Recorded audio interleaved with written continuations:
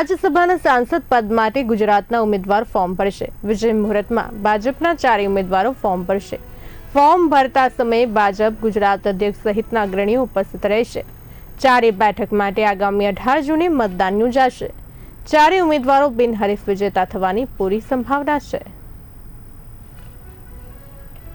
આ સાથે અમારા એસોસિએટ એડિટર ઉમંગ સોની જોડાઈ ચૂક્યા છે। ઉમંગજી, આજે રાજ્યસભાના સાંસદ પદ માટે ગુજરાતના ઉમેદવાર જે છે ફોર્મ ભરવાના છે વિજય મુહૂર્તમાં, શું કહેશો? તમને જણાવી દઉં કે ગુજરાતમાં ટોટલ 11 સીટ છે રાજ્યસભાની, તેમાંથી 4 સીટની મુદત પૂરી થવા આવી છે, જેના કારણે આ ચૂંટણી જોઈ છે।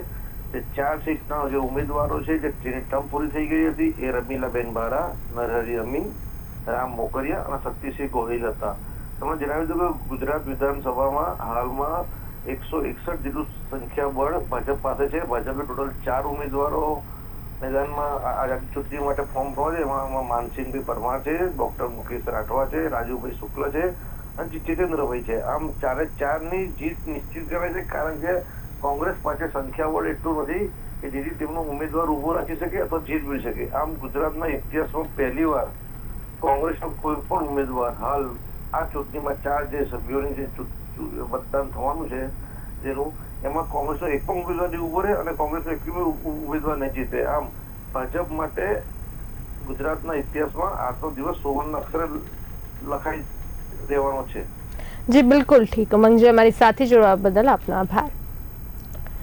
તો વિજય મુહૂર્તમાં ઉમેદવાર ફોર્મ ભરવાના છે। ભાજપના 4 ઉમેદવારો ફોર્મ ભરશે। ફોર્મ ભરતાના સમયે ભાજપ ગુજરાત અધ્યક્ષ સહિતના અગ્રણીઓ ઉપસ્થિત રહેવાના છે।